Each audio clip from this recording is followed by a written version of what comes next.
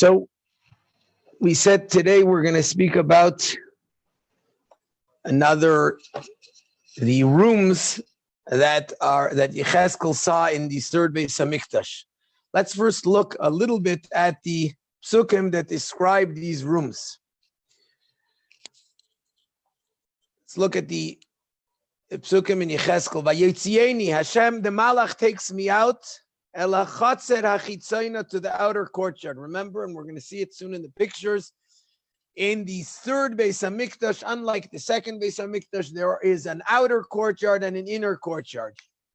The Malach takes Yechezkel to the outer courtyard, Derech Hatzafain, through the north side.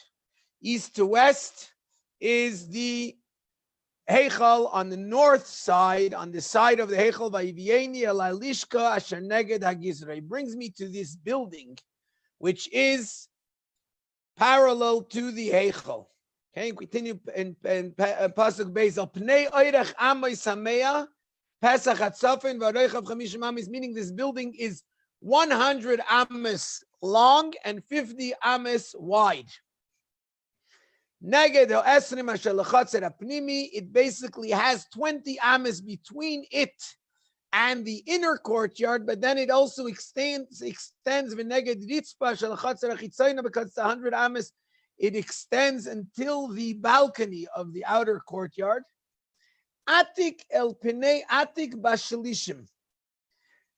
The building has, atik means a corner, a point.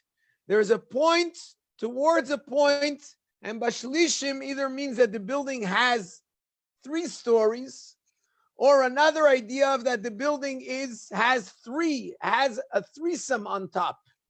It has 3 points. And he continues, he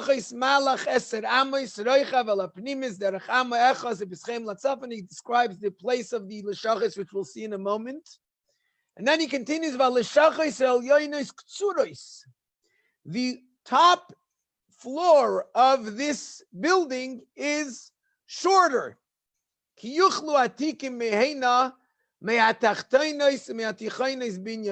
the corners are taking away from the building, from the middle and from the bottom floor. And he continues, because they have triangles, these buildings. It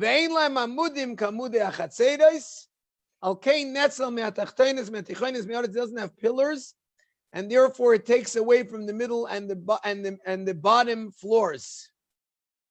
Okay, and he continues to describe the area of these lishachos, and he continues to say, on the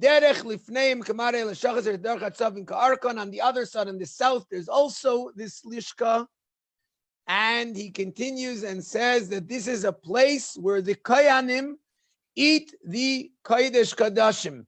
Generally, the kodesh kadashim, which is the karbanis, like the karban chatas, the sin offering of the chatas or the asham, can be eaten only inside the inner courtyard. Here you have these buildings. Let's take a look at these buildings and try and understand what they're about and where they come from, where they are in the second Beis Hamikdash, in the third Beis Hamikdash, something which we don't find anything like it in the second Beis Hamikdash, and it's quite a interesting thing. It's a very large thing, and something which we have specifically in the third Beis Hamikdash. Let's first look at what they are. So let's take a look at the Beis Hamikdash again, at the whole floor plan. Here we have 317 amma from north to west, from east to west. On the sides, as we said, there's the balcony with the rooms, with the chambers. 100 amas from this wall until the end of this wall. 100 amas from this wall until this wall. 100 amas from this wall to this wall. Here, there's 11 amas behind. And here, because we have the thickness of this wall that we didn't count, so it's another 6 amas, that's the 317 amas. And the same thing, this from this side to this side, which is 312 amas, 5 amas left, but the same idea, 100 here, there's 100 here, 100 here, and it's just the two walls that we don't count. So that's where we get the 12. Okay, this is the outer courtyard. This is the inner courtyard. The outer courtyard is not really, officially, it's not like part of the Beis HaMikdash, but in this Beis HaMikdash, it features quite extensively. The inner courtyard, that is the Azara, and here's the Heichal and the Kodesh HaKodashim here in the back. Now the Navi is describing these Leshachos. These Leshachos are, what we do know about them is that they're 3-floor buildings. They're 50 amas wide and 100 amas long. We know that there are a Lishka on the northern side and on the southern side of the Heichal, alongside the Heichal, quite close to the Heichal. The distance here is 20 amas. From here until the Heichal, and there's like a very small amount of distance over here. There's also apparently an opening towards the Heichal. From the Lishka, you can actually go into the Heichal from the side door, because when we talk about Mashiach coming into this side, the southern side, and he eats his karbanis, his shlamim, he eats them over here, right near this doorway, which is the closed doorway. That's where he can eat his karban shlamim. But we say that he shouldn't come in through the Leshachos, but rather he should come in through the Azara. So he comes in openly and he walks up in the Ulam, and this is where he eats. Meaning that there is an entrance that he could have come in over here from the Lishka, and this is where he sits to eat his karban. Yeah.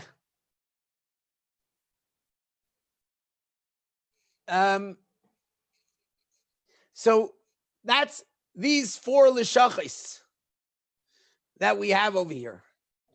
Now, 2 of them for sure we have. The other 2, there's 2 opinions in Rashi. One opinion is that there is a basement under these 2 top Leshachos. Another opinion is that there are also on the east and the west, that means on the south and in the north and the south, on the east side, there's also these Leshachos. Now, what are their purpose? We know that they're Kedusha, all 4 of them, or at least the top 2, have the Kedusha of the 4 of the Azara, of the inner Azara, and therefore the Kohanim can eat the Kodesh HaKodashim in it, the Kodesh HaKodashim in it. Rashi puts a very interesting thing. Let me see. Let me try and get this to show. Sorry.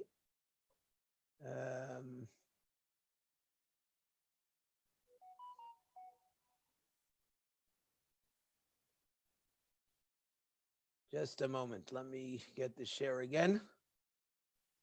Share screen.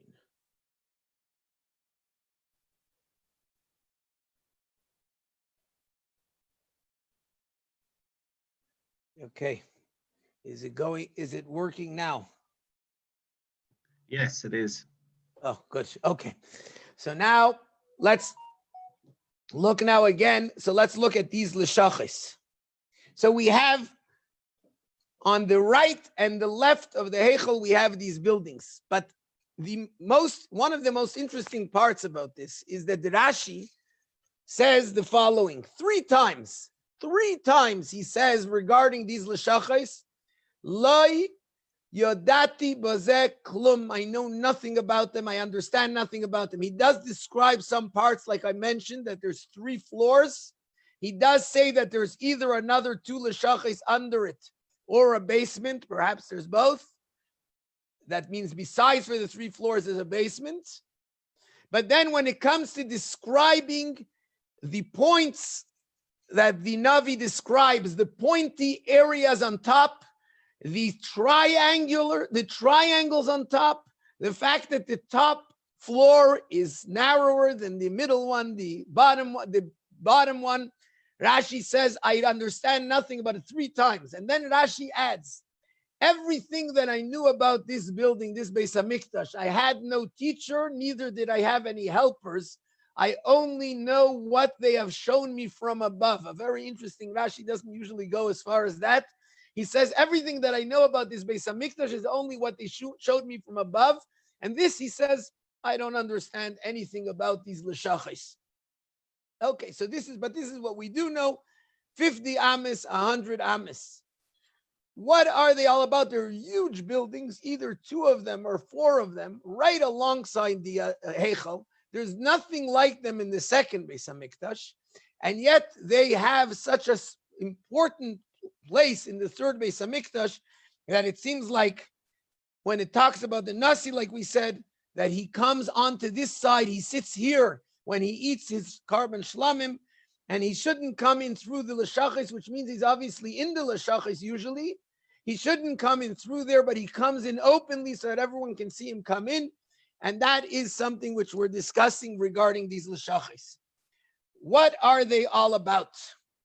Let's just look if we can take another picture of to get a little bit better of the diagram. Here you have the Leshachis, the 2 on top, the 2 on the bottom, and as you can see, there's an entrance. From them, there's a small entrance to the inner courtyard where they don't have to go through the gate. You go straight from the Leshachis here on the bottom. The Leshachis on top, they don't enter into the inner courtyard, but they rather have an entrance into the space, which it goes to the Heichal, and they can go in through the Ta'im up into the Heichal itself from these Leshachis, from these huge buildings that there are in the third Beis Hamikdash.